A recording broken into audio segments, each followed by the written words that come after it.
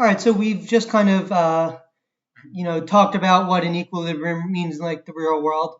So basically, it's the point at which um, the come on the highest willingness to pay consumers find the lower willingness to lower cost producer. Okay, and everybody who values the good above price will buy it. Everybody who has a lower cost than their price will sell it. Everybody who has a higher cost than price will not sell it, and everybody who has a lower willingness to pay than price will not buy it. Okay, and if we were to rearrange, as I said, if we were to rearrange this such that someone with a low willingness to pay tries to buy the good, then someone with a higher willingness to pay will get kicked out of the market, and they'll try to outbid the lower willingness to pay person. Okay, so that's the equilibrium.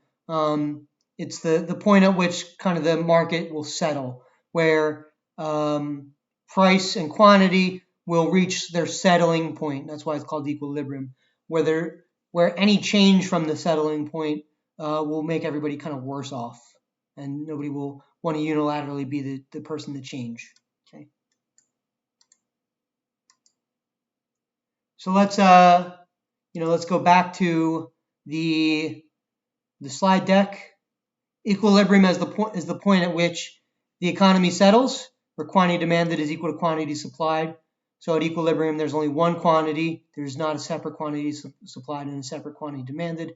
They converge at one point. It's characterized by a market equilibrium, price and quantity. Okay, so there's basically one price and one quantity, and what you're going to do is you're going to solve a supply and demand equation for price and quantity. It'll be a system of linear equations, and you'll find which price and quantity they share.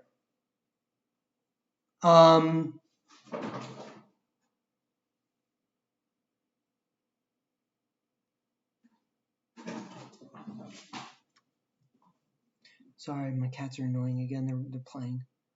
I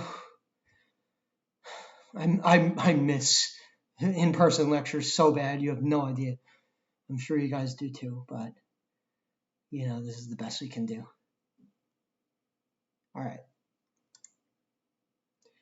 So let's do an example again. Let's consider the market for burgers.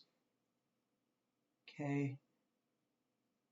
If there's a shortage or a surplus, what happens when supply doesn't meet demand? So let's say there's a shortage. And let's go back to our supply equation. So when there's a shortage, basically what that's saying is there's less people willing to actually let's do it on pointer since we did let's do it as a graph. Okay. My ugly graph. What goes on the x-axis? Quantity. What goes on the y-axis? Price. Another thing I miss is whiteboards. All right.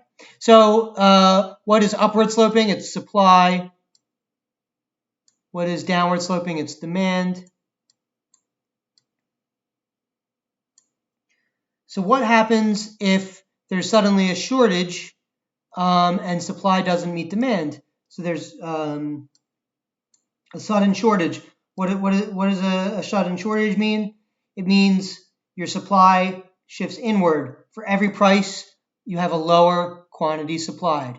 Okay, so I'm going to graph that here as S. We're going to call S2. Okay, so your supply shifted inward. What happened? Your equilibrium price increased and your equilibrium quantity decreased. So equilibrium price increased, equilibrium quantity decreased.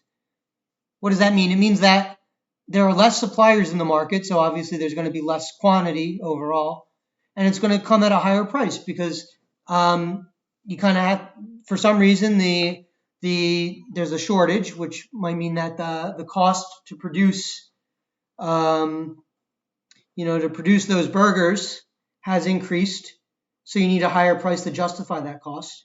Or it could just mean that the number of suppliers decreased overall, and it's still the lowest cost producers in the market, but there's only 5 or 6 burgers to go around, So they're going to try to sell it to the highest willingness to pay people. So the price will go up.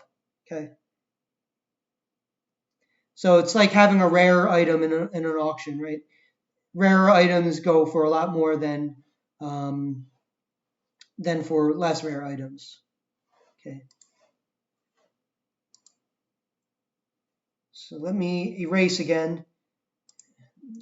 Again, on this whiteboard is where I can have the slides on simultaneously, but let's erase so you can actually read the texts. That would be helpful. So price increases because those who have a high willingness to pay don't get the good, more suppliers enter. Okay. So people who have high willingness to pay, like the highest willingness to pay people, or let's do some graphical. So the number of high willingness to pay people that can actually get the good is going to decrease as you shift quantity in. I wish I could just draw it directly on here. I guess I could. I'm just going to draw a line right on here.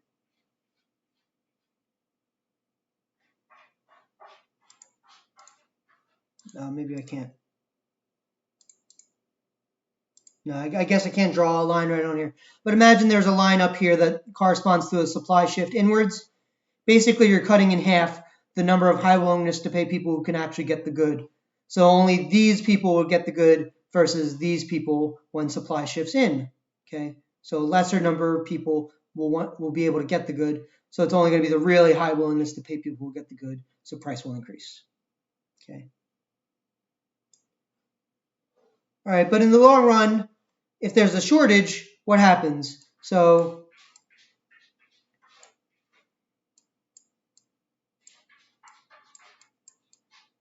if there's a high price then, right, and it's not due to like a supply shift, okay. So let's say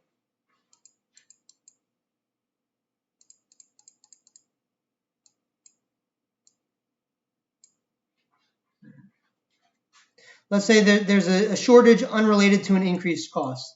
So basically, for some reason, there's just not enough suppliers in the market. Okay, and we'll call this Q. We'll call it Q. Q. This little gross thing. That's the subscript. I'll give it a better subscript.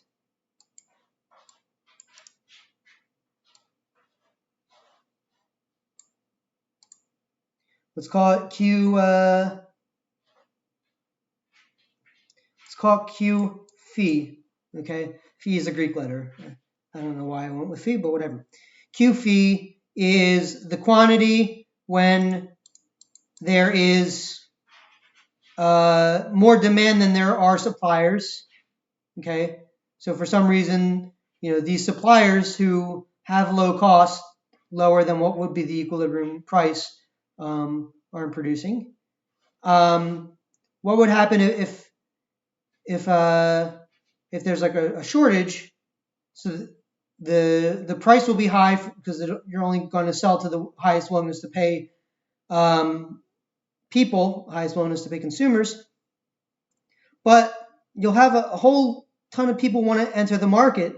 So these people are going to, enter this auction because they have a lower cost than what would be the market price. They have a lower cost than people willing to pay for the good.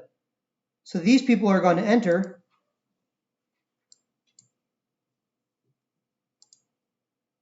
So these people are going to enter, and they're going to be able to sell to these people. Okay, and I apologize for the gross graph. But like if there's a shortage for reasons that have nothing to do with the supply shift, right? Just a natural shortage. You're going to want to have people enter the market in order to sell a good because they know that there's some match there. There's somebody there willing to pay for the good more than it costs you to supply the good.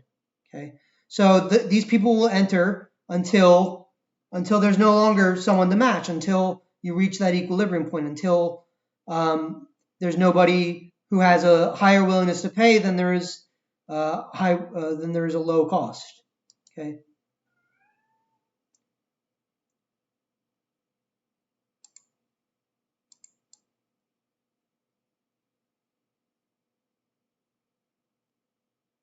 All right.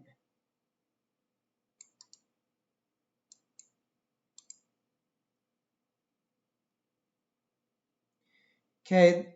Then, like I said before, things can also happen because of supply shifts that can change the equilibria.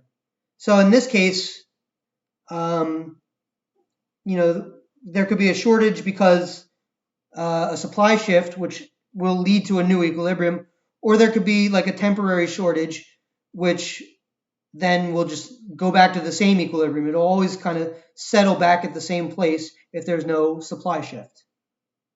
Okay. So the supply shift could be like an input cost increasing, or vice versa. Demand shift could be, more vegans, the price of other meats go down. That's a substitute. We talked about that earlier, right? So, if turkey is less expensive, you're probably going to buy less burgers because you might buy more turkey burgers. Okay. If French fries go up, and French fries, typically go along well with burgers, then you'll probably buy if the price of French fries goes up and French fries goes with burgers, they're a complement. Then you're probably going to buy less burgers because if the price of a complement goes up, the cost of two things that you like will go up. So you're not going to want to consume them as much together. Another thing that might shift demand would be like less consumer income that could shift demand down, right? That's because burgers would probably be considered a normal good.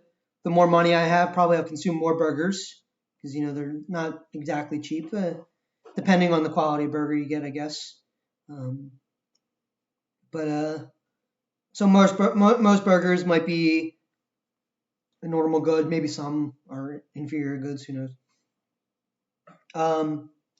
But consumer income can change the demand. It might shift demand inward or outward. Okay. So if burgers are a normal good and your consumer income goes down, right, you have less money to spend on something that you like, so you'd expect demand to shift inward. I should label this as a price. This is quantity. If your income goes up and burgers are a normal good, you'd expect your demand to shift out, because if your income goes up and burgers are something that you like, they're a normal good, then you should consume more. The price of French fries goes up, it's a complement, your demand should shift in. The price of other meats go down, that's a complement, your demand should shift in. That's a substitute, your demand should shift in, because basically the substitutes are competing for stomach space with you, or dollar space, or whatever your budget is, if it's calories or if it's dollars or both, right? More vegans would be like a preference change, an overall change in people's willingness to pay, because they don't like burgers as much, so they might be consuming veggie burgers, or they just might consume salads or something. So that should shift demand in. Okay. What about supply? If input costs become more expensive, so what's on the x-axis? What's on the x-axis? Quantity. What's on the y-axis? Price. Supply slopes upwards. Okay. So if input costs are more expensive, supply should shift inwards. Okay. And I'm sorry, I'm really running out of space here, but you should see supply shift inwards as input costs become more expensive. It's less. You might have less beef. It's harder to pay cattle farmers. Whatever. Your costs increase, so you supply less of the good. Okay.